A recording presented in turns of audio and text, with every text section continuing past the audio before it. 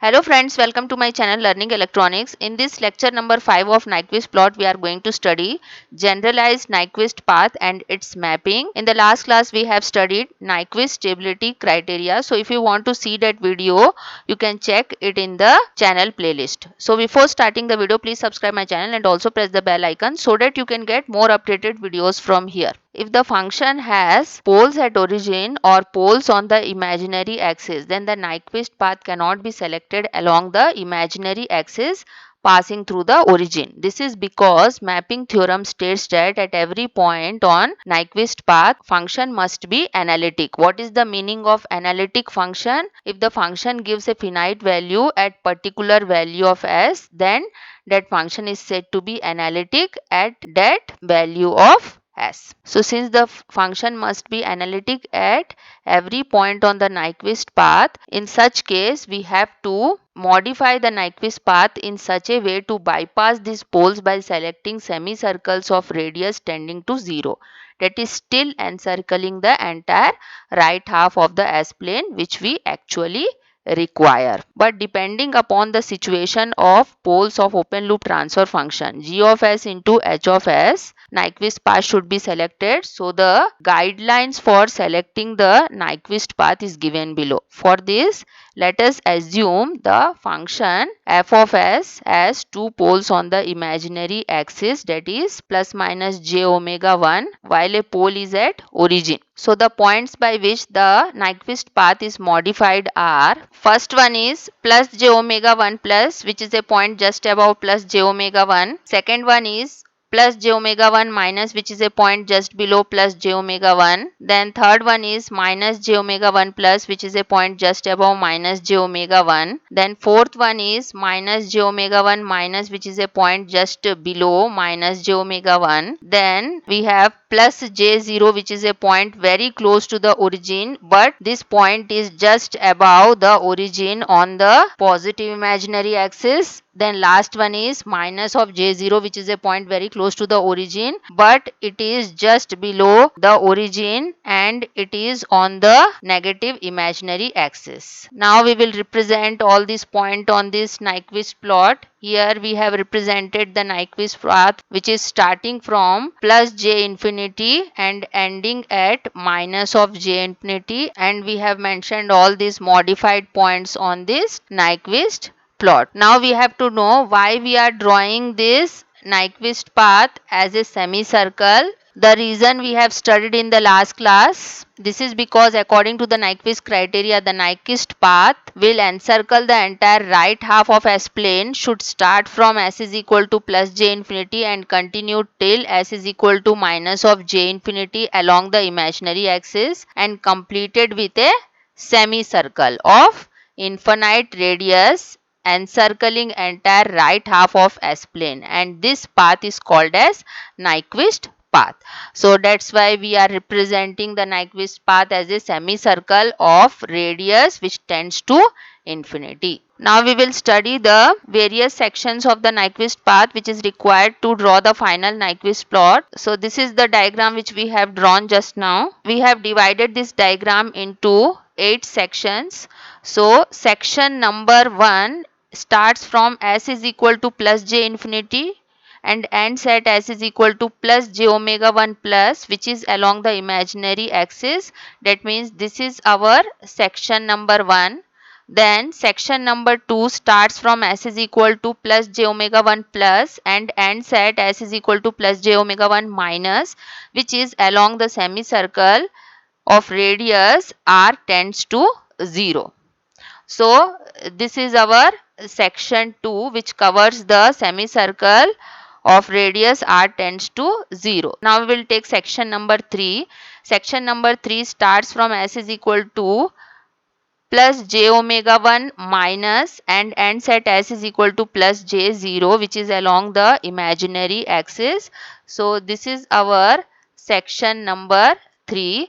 Now section number 4 starts from s is equal to plus j0 and ends at s is equal to minus of j0, which is along the semicircle of radius r tends to 0. So section number 4 will be along the semicircle of radius which tends to 0. Now we will take the section number 5 whose start point is s is equal to minus j0 and end point is s is equal to minus j omega 1 plus, which is along the imaginary axis. So this is our fifth section. Then sixth section starts from s is equal to minus j omega 1 plus and ends at s is equal to minus j omega 1 minus, which is along semicircle of radius r tends to 0. So this is our sixth section, and next section is seventh section whose start point is s is equal to minus j omega 1 minus and end point is s is equal to minus j infinity, which is along the imaginary axis. So this is our seventh section. Now last section is eighth section whose start point is s is equal to minus of j infinity and end point is s is equal to plus j infinity, which is along the semicircle of radius r tends to infinity.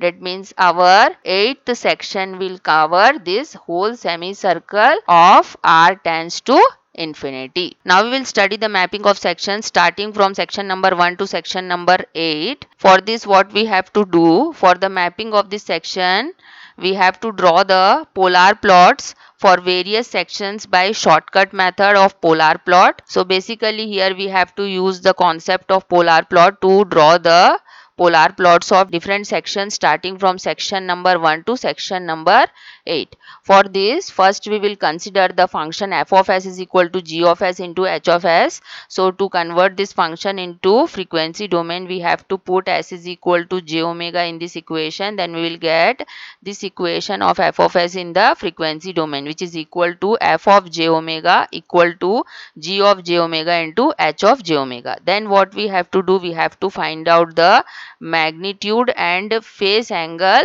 from this equation of g of j omega into h of j omega. Now we will start the mapping of the sections. First we will take the section number 1.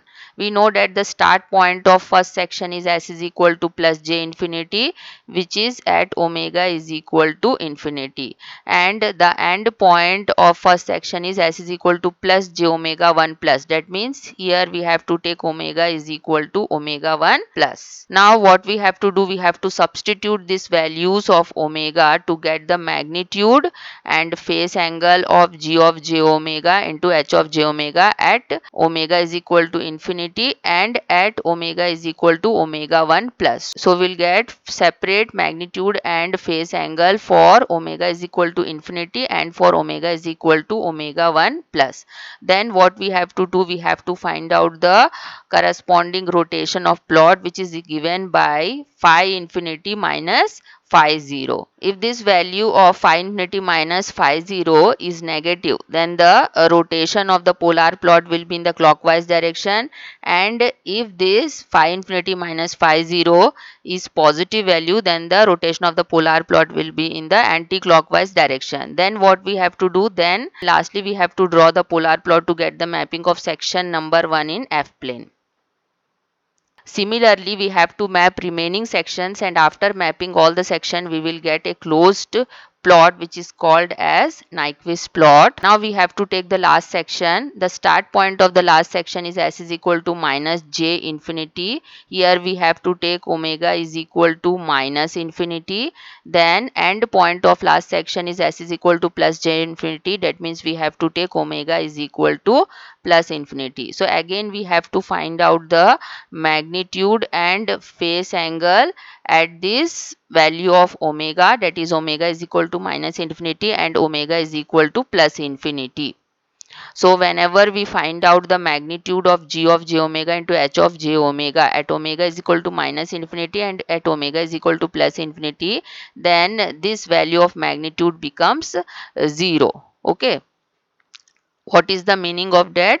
That means the starting point and ending point for the last section coincides at the origin. Therefore, we will show the mapping of the last section as single point, that is origin. next step is to count the number of encirclements. We have to count the number of encirclements of the critical point which is given by -1 plus j0 and check whether it satisfies the condition n is equal to minus p, which we have studied in the Nyquist stability criteria. Now we have to note certain points while drawing the Nyquist plot. First is the sections 5, 6, 7 are the mirror images of the sections 3 to 1 respectively. That means the section number 3 is mirror image of section number 5, section number 2 is mirror image of section number 6, and section number 1 is mirror image of section number 7. Hence the mapping in F plane will also be the mirror image about the real axis. Second point is that from the encirclements of -1 plus j0 by the Nyquist plot, the stability of the system can be predicted. So hope you have understood this. In the next class, we will study the steps of drawing the Nyquist plot clearly. So thank you very much for watching, and please do subscribe my channel for more updates.